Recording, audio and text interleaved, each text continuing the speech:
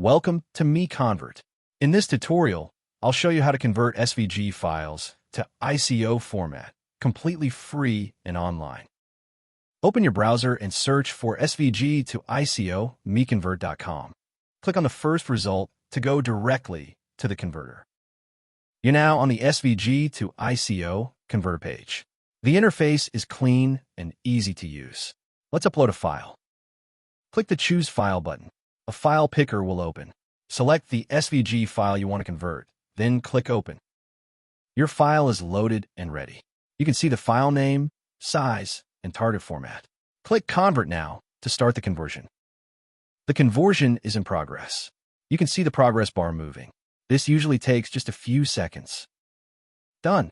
Your file has been converted successfully. Click Download to save the ICO file to your computer.